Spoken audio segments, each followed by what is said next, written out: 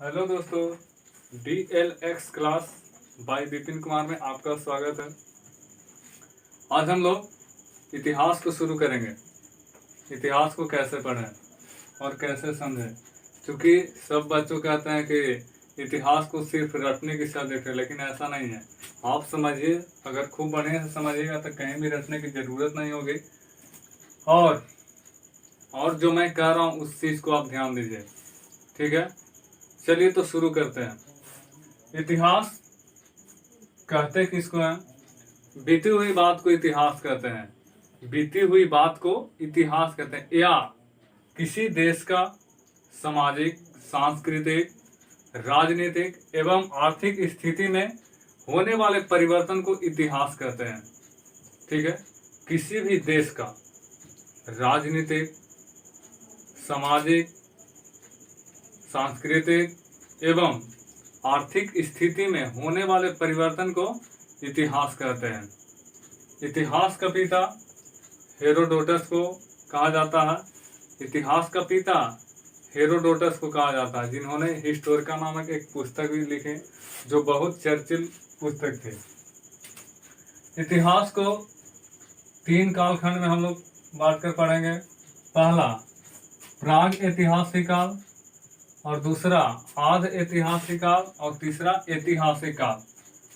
प्राग ऐतिहासिक काल कहते किसको है? प्राग ऐतिहासिक काल उस कालखंड को कहते हैं जिसमें मानव सभ्यता ने न तो लिखना जाना था और न ही पढ़ना जाना था। ठीक है, प्राग ऐतिहासिक काल उस कालखंड को कहते हैं जिसमें मानव सभ्यता ने न तो लिखना जाना था और न ही पढ़ना जाना था। उस कालखंड को प्राग ऐतिहासिक काल कहते हैं। आद्य ऐतिहासिक काल, जिस कालखंड में मानव सभ्यता ने न तो लिखना तो सीख गए थे। आद्य ऐतिहासिक काल में लिखना तो सीख गए थे, लेकिन अभी तक हम लोग उसे पढ़ नहीं पाए हैं। ठीक है, आद्य ऐतिहासिक काल उस कालखंड को कहते हैं जिसमें मानव सभ्यता ने लिखना तो सीख लिए थे, लेकिन हम लोग अभी पढ़ नहीं पाए। ऐतिहासिक काल सबसे प्रामाणिक काल है। ऐतिहासिक काल मानव सभ्यता ने लिखना भी जान लिया था और पढ़ना भी जान लिया था। यानी ऐतिहासिक काल वह काल है जिसमें मानव सभ्यता ने लिखा भी और उसे हम पढ़ भी लिए, उसी को ऐतिहासिक काल कहते हैं। प्राग ऐतिहासिक काल को 3 भागों में बांटकर पढ़ा जाता है। पहला पूरा पाषाण काल, मध्य पाषाण काल और नव पाषाण काल। पूरा पाषाण काल को पेलियोलिथिक एज बोला जाता है, मध्य पाषाण काल को मेगालिथिक एज, नव पाषाण काल को नियोलिथिक एज। पूरा पाषाण काल 5 लाख BC यानी BC का मतलब आप पहले समझे। BC का मतलब बिफोर क्राइस्ट, यानी ईसा पूर्व, यानी ईसा मसीह के जन्म के पहले। BC का मतलब बिफोर क्राइस्ट, AD का मतलब एनो डोमिनी।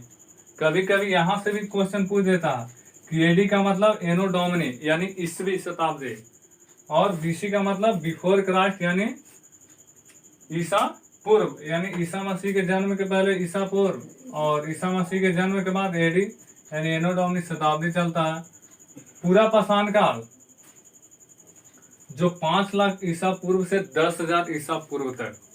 ठीक है, पूरा पाषाण काल 5 लाख ईसा पूर्व से 10,000 ईसा पूर्व तक। मध्य पाषाण काल 9,000 ईसा पूर्व से 4,000 ईसा पूर्व तक।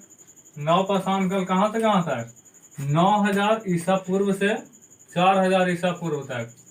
नव पाषाण 4,000 ईसा पूर्व से 2,500 ईसा पूर्व तक। 2,500 ईसा पूर्व के बाद सिंधु घाटी सभ्यता आता है। तो इसमें क्या था? पूरा पाषाण काल में मानव ने आखेट करते थे, यानी शिकार करके अपना भोजन चलाते थे और भोजन को संग्रह करते थे। मध्य पाषाण काल में भी, और मध्य पाषाण में पशुपालन सीख लिए थे। और नव पाषाण काल में खाद्य संग्राहक से खाद्य उत्पादन करने लगे, यानी भोजन को अपना उत्पाद के रूप में करने लगे। उसके बाद आता है आद्य ऐतिहासिक काल, जिसमें मानव सभ्यता ने लिख तो दिया, लेकिन अभी तक हम लोग उसे पढ़कर डिकोड नहीं कर पाए हैं। आद्य ऐतिहासिक काल को 2 भागों में बांटकर पढ़ा जाता है। पहला सिंधु घाटी सभ्यता और दूसरा वैदिक सभ्यता। सिंधु घाटी सभ्यता 2500 ईसा पूर्व से 1500 ईसा पूर्व तक। ऐसे ही पूरा ऑथेंटिक मान नहीं है, लेकिन इसके बीच ही रखा गया। इसमें अगर आप एनसीईआरटी के बेस पर चलते हैं तो 2500 से 1700 ईसा पूर्व तक, और कार्बन 14 पद्धति से चलते हैं तो 2350 से 1750, और अलग अलग मत अपना अपना दिए हैं। ठीक है, तो सिंधु घाटी सभ्यता जो उत्तर में जम्मू कश्मीर, दक्षिण में महाराष्ट्र और पूर्व में कहाँ उत्तर प्रदेश और पश्चिम में बलूचिस्तान जो पाकिस्तान में पड़ता है। सिंधु घाटी जो हुआ वो क्या था, वहां गौमूत्री लिपि चलता है, जैसे ऐसे ऐसे इधर से गए, इधर से इधर ऐसे, और फिर इधर से इधर, फिर इधर से इधर, फिर इधर से। हम लोग की तरफ नहीं था कि इधर से यहाँ लिख दिए और फिर यहाँ से चालू किए, ऐसा नहीं था। एक बार यहाँ से यहाँ गया फिर इधर, इसी को गौमूत्री लिपि बोला जाता है। ठीक है, सिंधु घाटी सभ्यता जो उत्तर से दक्षिण की लंबाई 1400 किलोमीटर, जो जम्मू कश्मीर से कहाँ तक महाराष्ट्र तक, और पूर्व से पश्चिम की लंबाई कितना 1600 किलोमीटर, जो बलूचिस्तान से कहाँ उत्तर प्रदेश। ठीक है, और फिर आता है वैदिक सभ्यता। वैदिक सभ्यता आर्यों के द्वारा निर्मित सभ्यता है। ठीक है, वैदिक सभ्यता आर्यों के द्वारा निर्मित सभ्यता ही है। और आर्य का अर्थ होता है श्रेष्ठ। ठीक है, उच्च जाति, श्रेष्ठ लोग माना जाता है। और आर्य जो कहाँ से आए थे, आर्य जो थे अल्पास पर्वत जो यूरेशिया के पास से आए थे। लेकिन और कुछ जैसे ये मैक्स मुलर ने कहा कि नहीं, वहां से नहीं, आर्य कहाँ से आए, मध्य एशिया यानी एशिया के बीचों बीच से आए। तो वैदिक सभ्यता कहाँ से 1500 से 600 BC। इसमें भी दो भाग में डिवाइड किया गया है। पहला पूर्व वैदिक काल जो 1500 ईसा पूर्व से 1000 ईसा पूर्व तक। कहाँ से 1500 ईसा पूर्व से 1000 ईसा पूर्व तक। और पूर्व वैदिक काल को ही ऋग वैदिक काल कहते हैं। पूरा फिर हम डिटेल चलेंगे ऋग वैदिक काल में। ठीक है, ऋग वैदिक काल को पूरा डिटेल पढ़ेंगे। अभी आप सिर्फ चैप्टर को ही ध्यान दीजिए और मुख्य रूप से उसका डेट। और फिर आता है उत्तर वैदिक काल, जिसमें ऋग वेद को छोड़कर वेद 4 हुए, जैसे ऋग वेद, सामवेद, यजुर्वेद और अथर्ववेद। तो ऋग वेद यानी पहला वेद जो हुआ उसको किस में रखा गया, पूर्व वैदिक में। और जो बाकी तीनों है यजुर्वेद, सामवेद, अथर्ववेद, उसे उत्तर वैदिक काल में रखा गया है। उत्तर वैदिक काल कहाँ से कहाँ तक, 1000 ईसा पूर्व से 600 ईसा पूर्व तक। उत्तर वैदिक के पाल फिर आते हैं जैन धर्म, फिर आते हैं बौद्ध धर्म, ऐसे करके बहुत, फिर वैष्णव धर्म, ये सब बहुत सारा ऐसा धर्म है जो आते हैं। बौद्ध धर्म के संस्थापक तो जान ही रहे गौतम बुद्ध, जिन्होंने नेपाल में कपिल वस्तु में उनका जन्म हुआ 563 में, और उनका जो मृत्यु हुआ कब 583 ईस्वी में। तो ये सब छोटा छोटा बात है, इसको आप ध्यान रखें। अगर आगे हम आएंगे तो फिर इसको पढ़ाएंगे पूरा डिटेल, और वहां से एक भी क्वेश्चन नहीं छूटेगा। ठीक है, आप सिर्फ खूब ध्यान दीजिए। फिर हम लोग चलते हैं कहाँ, आधे ऐतिहासिक काल हो गया। फिर ऐतिहासिक काल सबसे प्रमाणिक काल है। ऐतिहासिक काल 3 भागों में बांटा गया है, प्राचीन भारत, मध्यकालीन भारत और आधुनिक भारत। प्राचीन भारत 600 ईसा पूर्व से 712 ईस्वी तक। ठीक है, यहाँ पे देखिए 600 ईसा पूर्व BC यानी बिफोर क्राइस्ट से कहाँ तक, AD एनी डाउन यानी ईस्वी तक। तो 600 ईसा पूर्व से 712 ईस्वी तक। उसके बाद आता मध्यकालीन भारत जो 712 ईस्वी से 1707 ईस्वी तक। ठीक है, मध्यकालीन भारत 712 से 1707 ईस्वी तक। आधुनिक भारत 1707 से, जब कहा जाता है कि जब 3 मार्च 1707 को औरंगजेब की जब मृत्यु होती है तो उसके बाद से आधुनिक भारत स्टार्ट हो जाता है। तो आधुनिक भारत 1707 ईस्वी से 1964 ईस्वी तक। आप लोग ध्यान तो दे रहे हैं ना, ऐसा नहीं कीजिए। जैसे एक बार एक टीचर ने एक बच्चे से पूछे कि चलो बताओ सच और वहम में क्या फर्क है।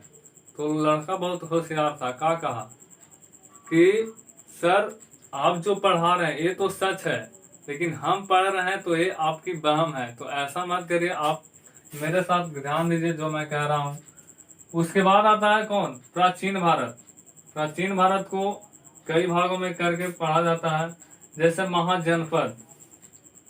महाजनपद, मगध, ये सब आए इसी में। महाजनपद अंगुत्तर निकाय के अनुसार 16 है। महाजनपद की संख्या कितना? 16, जो 6ठी शताब्दी ईसा पूर्व में हुआ। और फिर आता मगध साम्राज्य। मगध साम्राज्य जो 600 ईसा पूर्व से 300 ईसा पूर्व तक। मगध में जैसे बिंबिसार आए, अजातशत्रु आए, यही सब थे। और फिर आता है इन्हें, इसी को पितृहंता कहा जाता है। यानी पिता को जब अजातशत्रु पिता की हत्या करके अपने राजगद्दी पर बैठते हैं। उसके बाद आता है मौर्य साम्राज्य, जिनकी स्थापना चंद्रगुप्त मौर्य ने किया। इनका जो प्रधानमंत्री होता है चाणक्य, विष्णुगुप्त, कौटिल्य, इन्हीं को कहा जाता है। जो 323 ईसा पूर्व से 184 ईसा पूर्व तक चलता है। 322 ईस्वी में ऐसे राज्याभिषेक कराए थे, गद्दी पर बैठे थे। उसके बाद आता है मौर्योत्तर काल। मौर्योत्तर यानी इसमें फिर छोटा छोटा वंश आते हैं। फिर कहाँ से कहाँ तक? 184 ईसा पूर्व से 313 ईस्वी तक। 184 ईसा पूर्व से 313 ईस्वी तक। फिर आता है गुप्त साम्राज्य, जिनकी स्थापना किसने की? श्री गुप्त ने। गुप्त साम्राज्य किसने स्थापना किया? श्री गुप्त ने। गुप्त काल को ही स्वर्ण युग कहा जाता। क्यों? यही जब ये काल चल रहा था तो वहीं पे जीरो का आविष्कार हुआ था, जिनका स्थापना थे। जीरो का निर्माण किसने करे थे? आर्यभट्ट ने खोजे थे उनका। और फिर यहाँ पे सामाजिक, सांस्कृतिक, सेना में और कुछ वैज्ञानिक, भौगोलिक विस्तार, यहाँ पे बहुत सारे चीज वर्णन हुए। इसीलिए इसे स्वर्ण युग में रखा गया है, जो 319 ईस्वी से 550 ईस्वी तक। 319 ईस्वी से 550 ईस्वी तक। फिर आता है गुप्त साम्राज्य, उसी को फिर कहा जाता है गुप्तोत्तर या हर्षवर्धन का, जो 606 से 647 ईस्वी तक चलता है। उसके बाद आता है मेडाइवल, यानी एंशिएंट, मेडाइवल, मॉडर्न। तो मेडाइवल में क्या होता है? मेडाइवल को दो भाग में बांटकर पढ़ा जाता है। मध्यकालीन भारत को, जैसे पूर्व मध्यकालीन, इसमें 8वीं शताब्दी से 12वीं शताब्दी तक। 8वीं शताब्दी से 12वीं शताब्दी तक चलता है। उसके बाद आता है उत्तर मध्यकालीन, 12वीं से 18वीं शताब्दी में। जैसे भारत में कागज का उपयोग कब से हुआ? 13वीं शताब्दी से स्टार्ट होता है। तो वही उत्तर भारत से 12वीं शताब्दी में, 12वीं शताब्दी में कागज का उपयोग होने लगता है भारत में। उत्तर भारत में जो 8वीं शताब्दी में थे, राजपूत, पाल, गुर्जर, प्रतिहार। और दक्षिण भारत में चेर, पांड, चोल, शाही, चोल। ठीक है। उसके बाद आता है जो 12वीं शताब्दी से 18वीं शताब्दी था, जो उत्तर भारत में दिल्ली सल्तनत, चौहान, मुगल जिसकी स्थापना 1526 में किसने किया? बाबर ने। बाबर के बाद हुमायूं के बाद अकबर के बाद वही सब वंश आते हैं। फिर इसका हम ट्रिक देंगे। दक्षिण भारत में चेरी, देवनागरी होता है। ठीक है। तो इतना को आप एक बार स्क्रीनशॉट ले लीजिए, ताकि समझने में आपकी आसानी हो।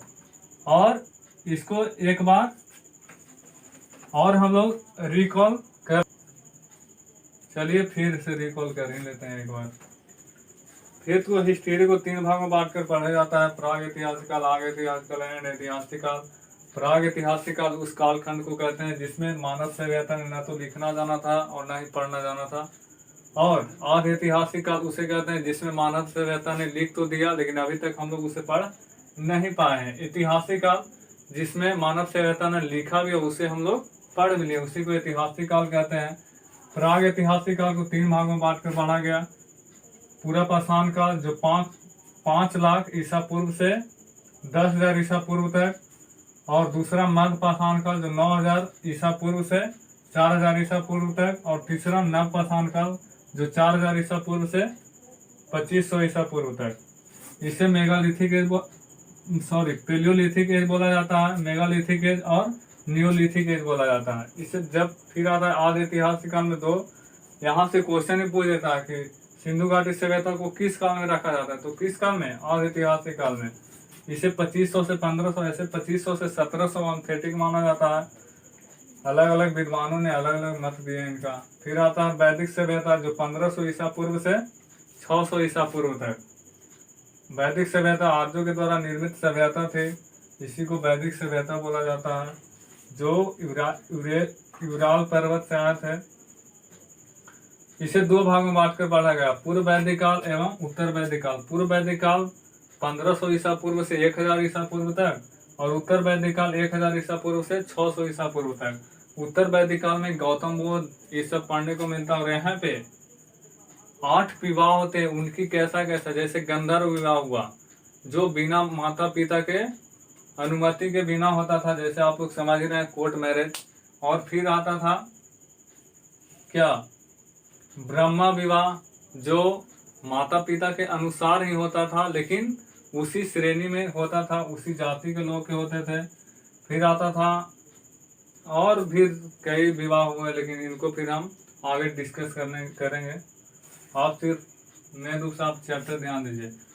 ऐतिहासिक काल को 3 भागों में बांटकर पढ़ें, प्राचीन, मध्यकालीन और आधुनिक, एंशिएंट, मेडाइवल एंड मॉडर्न। इसे 620 से 712 ईस्वी तक, और 712 ईस्वी से 1707 तक, 1707 से 1964 तक। फिर आता प्राचीन भारत को कई भागों में करके पढ़े, महाजनपद आया, मगध साम्राज्य आया, मौर्य साम्राज्य, मौर्योत्तर, गुप्त और गुप्तोत्तर या हर्षवर्धन।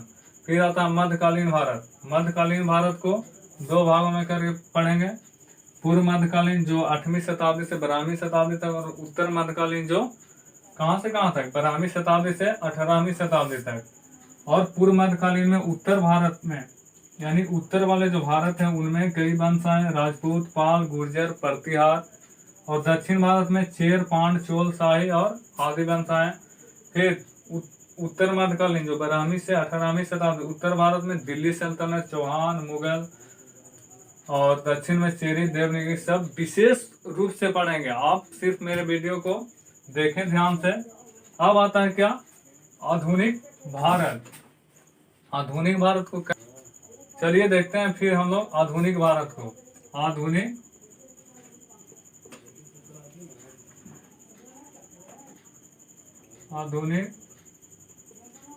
भारत को सब चीज लिखना संभव नहीं हो पाता है। चलिए देखिए, आधुनिक भारत को सबसे पहले यूरोपियन कंपनी,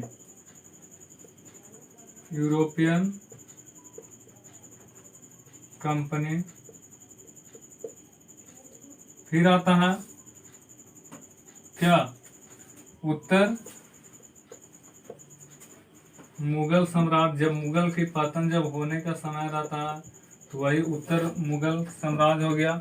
उसके बाद क्या आता है, अंग्रेजों का जो भारत पर विजय होता है, अंग्रेजों का भारत पर विजय करता है धीरे धीरे, अंग्रेजों का भारत पर विजय। और फिर आता है धीरे धीरे हमारा जो राष्ट्र जब स्वतंत्र होने लगा, तो वहां तक हम लोग विशेष रूप में इसमें पढ़ेंगे। थोड़ा सा यहाँ पे समझिए, जो यूरोपीय कंपनी आए, सबसे पहले किसने आए, सबसे पहले पुर्तगाली आए, पुर्तगाली। सबसे पहले पुर्तगाली आए कब, 1498। उसके बाद डच, उसके बाद कौन आए, डच कंपनी आए, जो कब आपको जाकर के 1600 कब आए, 1602 ईस्वी में। फिर आते हैं अंग्रेज, अंग्रेज कब आए, 1608 ईस्वी में। उसके बाद आता है फ्रेंच, फ्रेंच आ गए कब, 1664 ईस्वी में। तो इस तरह के कंपनी का आगमन होता है। पहले पुर्तगाल आए 1498 ईस्वी, फिर आते हैं डच कब, 1602 ईस्वी में। फिर आते हैं अंग्रेज 1608 ईस्वी में। फिर आता है फ्रेंच 1664 ईस्वी में। तो यहाँ पे जो है, जो अंग्रेज की जो कंपनी थे, ईस्ट इंडिया कंपनी, तो ईस्ट इंडिया कंपनी 31 दिसंबर 1600 में ही बन गया था, लेकिन लागू नहीं हुआ था। तो पुर्तगाल आते हैं, तो पुर्तगाल भारत का खोज किसने किया, वास्को डी गामा ने, कब, 1498 ईस्वी में किए थे। तो ऐसा थोड़ेगा कि भारत भुला गया था। जमीन भुलाने का चीज है, आदमी भले भुला जाता है लेकिन क्षेत्र थोड़े भुलाएगा। तो कैसे हुआ? पुर्तगाल में वहां जो है ठंडा प्रदेश है, तो वहां मसाला की कमी होती है। तो भारत के बारे में पता चला कि वहां पे बहुत मसाले होते हैं, तो इसीलिए वहां के जो राजा हुए वह वास्को डिगामा को खोजने के लिए भेजे थे। ठीक है, वास्को डिगामा को खोजने के लिए भेजे थे। तो जा करके कब मिले? 1498 में केरल में आए। ठीक है, तो इसी तरह से भारत के खोजो आओ हम लोग विशेष रूप से पढ़ेंगे। ठीक है, आपको कहीं भी कोई दिक्कत नहीं होगी। आप डीएलएक्स का शेयर करते रहें और डीएलएक्स के जुड़े रहें ताकि मैं आपके साथ ज्यादा से ज्यादा समय बिता सकता हूँ। Thank you.